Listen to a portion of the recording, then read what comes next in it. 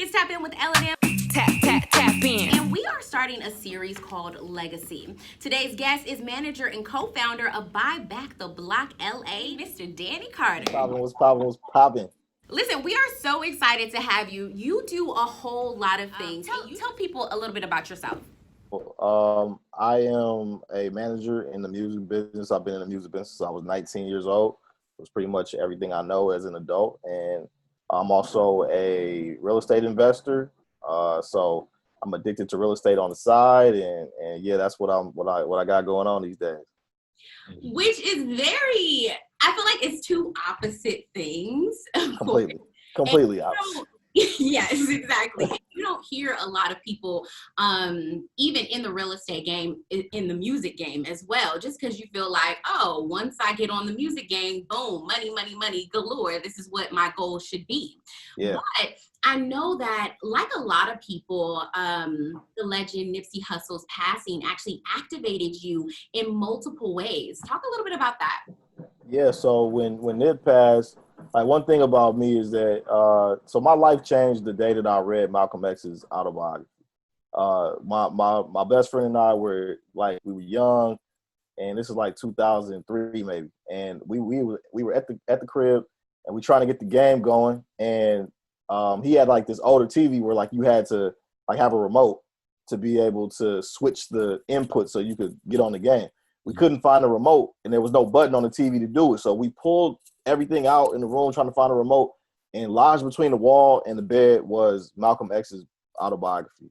And it was just sitting there, and I was like, yo, bro, can I take this? And he was like, yeah, go ahead. So I took the book, read it, and my life has never been the same. So based off of those principles I got from Malcolm, you know, what happened to him, I feel like as a community, we kind of let that happen and really didn't do anything about it.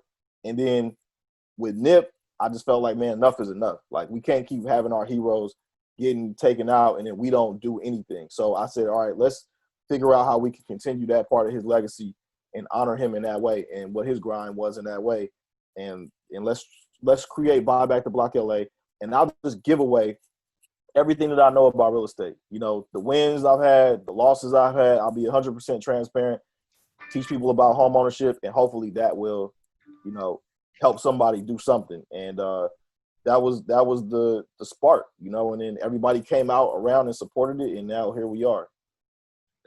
I was reading that the Buy Black LA, when you guys got it started, you guys host monthly meetings. And in these meetings, people can come and you have, you know, real estate brokers and people who flip houses and all type of different people in the same space to kind of share their knowledge. Can you speak to the people a little bit about that if they wanted to get involved with something like that? Yeah. I'm glad you read up on that, man. That's a really good. That's one of my favorite things about the group. Is it's really like a true village of people. Exactly. You got people who have never even heard of an FHA loan, or they might still think that they got to have 20% to be able to buy a house. Exactly. And be just getting into the game. And then you got people in the group who have developed. Some of the people are building new triplexes from the ground up. I got flippers in the group who flip in-state and out-of-state. I got mortgage brokers in the group who can teach you how to get pre-qualified. We got financial planners. So it's really starting to turn into like a nice little village of knowledge for our community. And every question is welcome. Nobody gets laughed at. None of that. You ask whatever you want. As many times as you got to ask until you understand. And people can feel safer. They feel more comfortable amongst their own people. And it's 100%. Yeah, and it's like, so I talk to a lot of people because we're both owners and, you know, looking to get into investing and things like that.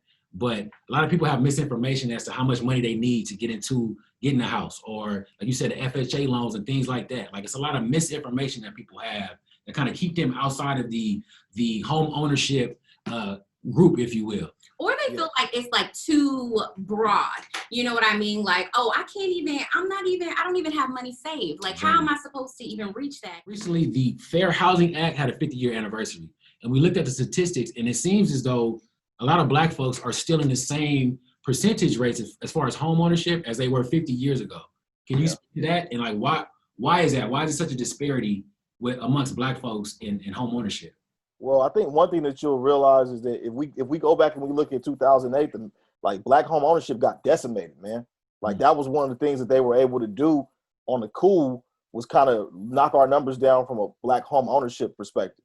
And then when you look at like I was just looking at this documentary on PBS. It's called Money in Wall Street. PBS Frontline. You can watch it for free online. And man, they had black folks down there in them adjustable rate mortgages paying 20-something% and balloon notes. I mean, stuff that was impossible. Even if you had money, you couldn't survive that. Exactly. No way. Exactly. Interesting. So it was kind of, we know the housing market crashed and all that. So we're saying when that happened, a lot of black folks were affected a lot more than everybody else. I mean, my best friend, you know, that same house that I told you where I found that book is not in my friend's family anymore, and it's a direct correlation to what happened in 08. And not only that, we're already trying to start the race from behind, right? Exactly. So when you talk about, like, I grew up in church, but I'm not religious, but everything that I learned stays with me. So I remember they would talk about what Jesus said, you know, my people perish for lack of knowledge. That verse means something to us. Because black folks, a lot of times, it's not that we don't want to do, it's not that we're not willing to do, we just don't know how to do. So that's how we end up not owning when we should. We get the properties and we pass them down to investors instead of keeping them in the family because we're not financially literate, which goes back to lack of knowledge. So there's so many factors that are at play as to why we are not further along, but we're doing everything we can to change that with this generation and even people who are older who want to come in and kind of get caught up. Absolutely. Yeah. Now, rapper T.I. recently said that he doesn't want people in the Black community to equate success with escaping local problems. You know what I mean? And then I think about Kanye when he says, sorry, gotta bring it up. It's all good, man. It's all good. When I get on, I'm gonna leave your butt for a white girl. So we kind of equate like doing great with like leaving and doing something that we feel like is better. But Buy Back the Block LA is going into these different communities, right? Yeah.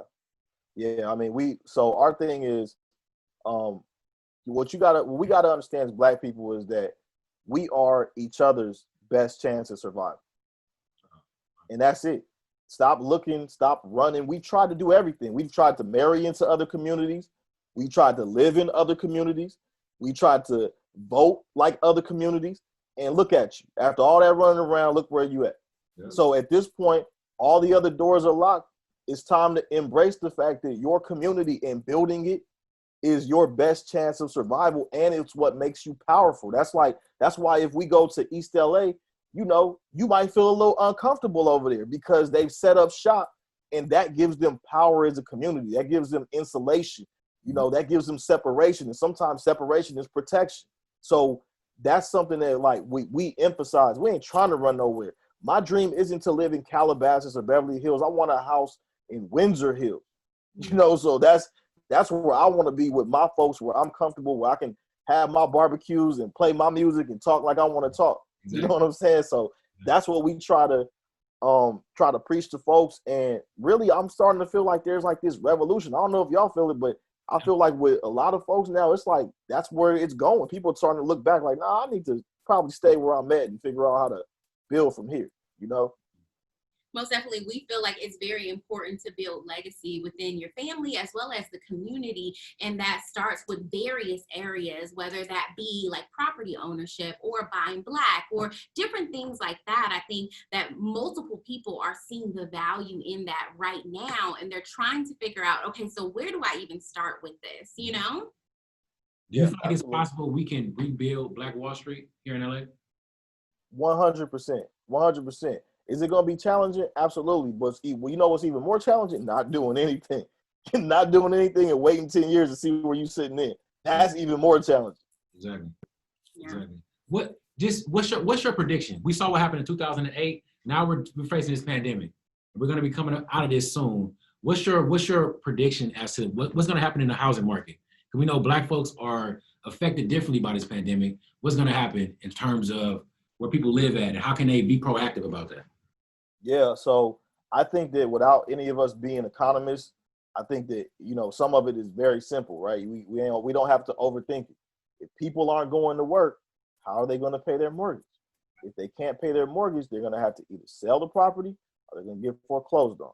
There's only two ways out of it. So everything that I'm looking at is hinging on how soon people can get back to work and at what capacity. You know, we want to see people going back to work and not just here and there. We want to see the majority of our folks back at work every day, you know, and that will keep, that can kind of put us back on track to, I think, for the housing market to stay stable, you know, without taking a dip. But man, if people ain't going back to work, we're going to start to see those foreclosures, and that's going to affect market prices because now people will be letting houses go, and that's going to lower the overall value of areas, and it's going to be bad. It's going to be a domino effect. So that's just kind of what I'm looking out for.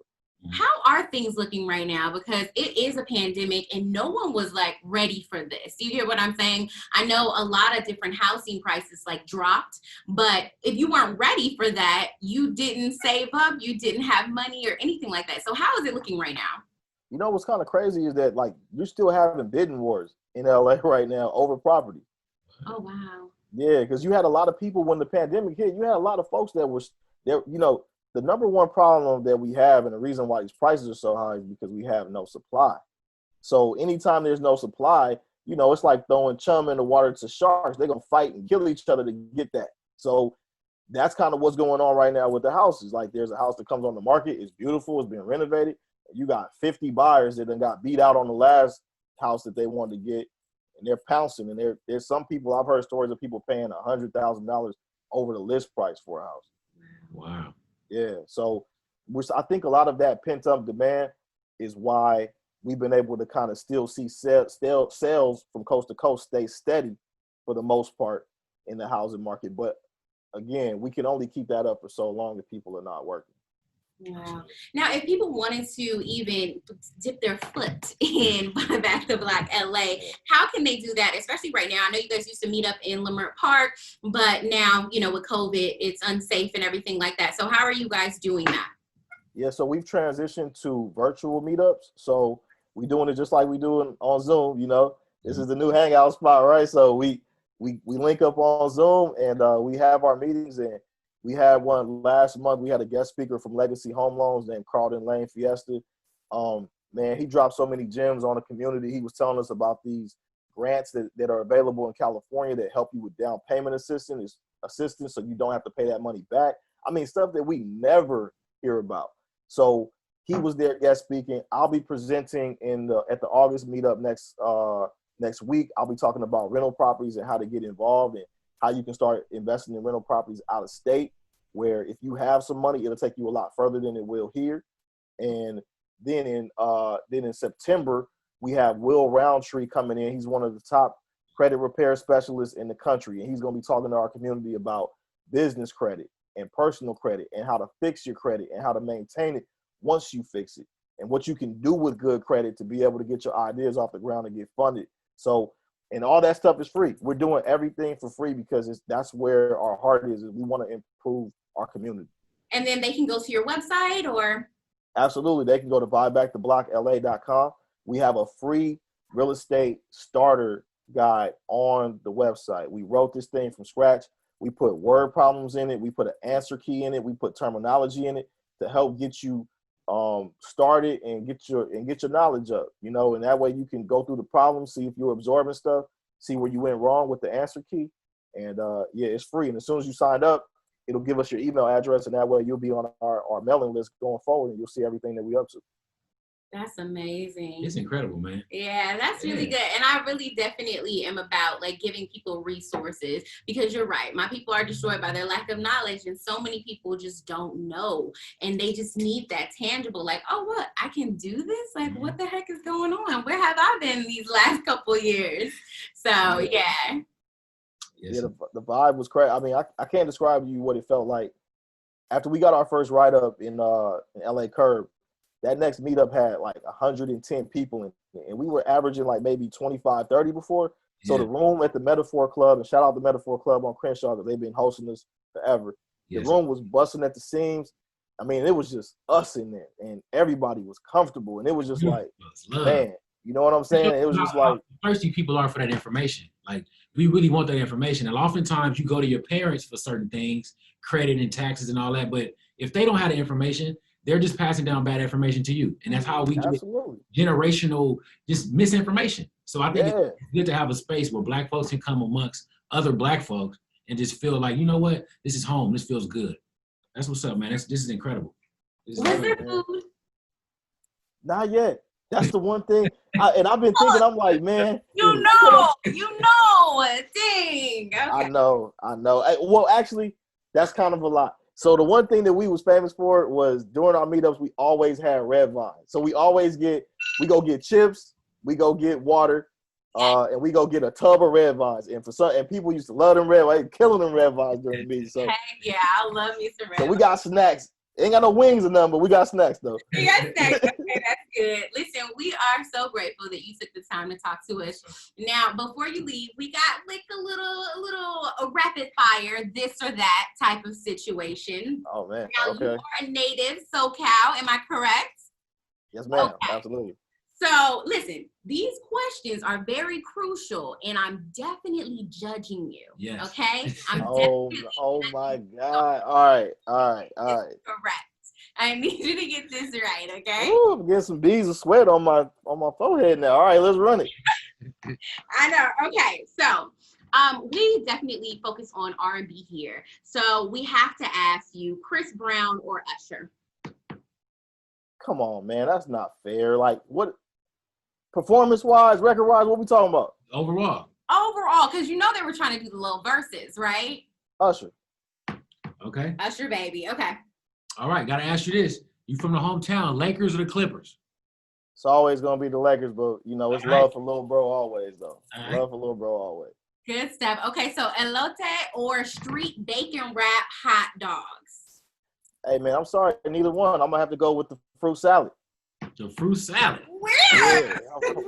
Okay. Where is the fruit salad at? Because I don't know no fruit salad, ladies. You ain't never seen a fruit salad in the case sitting on the corner with the chili and the lime and all that. Come on, man. How you grilling me and you don't know about the fruit salad? Okay, I do know what you're talking about. They got the watermelon, the pineapple, and Yeah, come on, man. Yes, okay, indeed. I'm familiar. Okay. Now All this right. is crucial. Hold on now. This is crucial. Okay. Gotta ask you this, man. You rolling with Compton or Long Beach? Ooh. Like in what situation? Like I need somebody to help All me in a fight. You only got one to choose. You gotta roll with Compton or Long Beach. Who you rolling with? Oh, why you gonna do this to me, man? Well, Compton was the first place to put us on the map music-wise, so Compton. Listen. That definitely shouldn't That's all I'm be saying. the indicator, okay? Because Long Beach is true to you, okay? Long Beach, you got on the blue. You ready? Presented already. You ready? Okay? How dare you? Long I Beach. mean, I'm just saying they put us on the map. Interesting. Well, Now, that's nice. since we stand in Compton, I'll just take. We're gonna stay here in Compton. I gotta ask you this. This is a debate a lot of people have. Gotta ask you, DJ Quick or Dr. Dre? Always and forever, the immortal Dr. Dre. Dr. Always. Okay. Okay, so Henny or Remy? Henny. Henny Okay, over Remy. talking. Interesting. Yeah. Okay. Just gotta make sure I maintain my temper when I'm Ah. drinking that, you know what I'm saying? Yeah. Now let me ask you this. Well, you gonna go with the Jordan 11s or the Jordan number 4s? What colorway?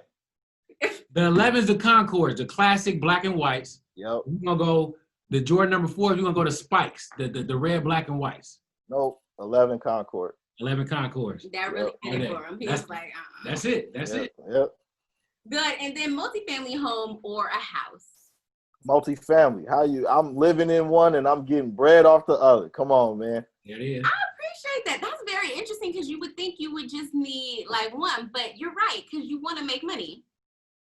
I want to live rent free, and somebody else in unit number 2, 3, and 4 can make that a reality for me. Absolutely. That's Absolutely. definitely true. Well, thank you so much for your time, Thank you, man. and definitely thank you for your resources, and thank you for just being here for the community. I know you said you co-founded it. Explain that for the people really quickly. Yeah, I just people are like, well, you're the owner or the founder, right? And I'm like, no, I'm the co-founder. The idea to do something started in my brain, but I needed the community in order to make it something. Otherwise, I'd have been sitting in that room by myself. So I feel like it was co-founded between me and the community, and that's what it's been up until this point. That's what it's gonna be.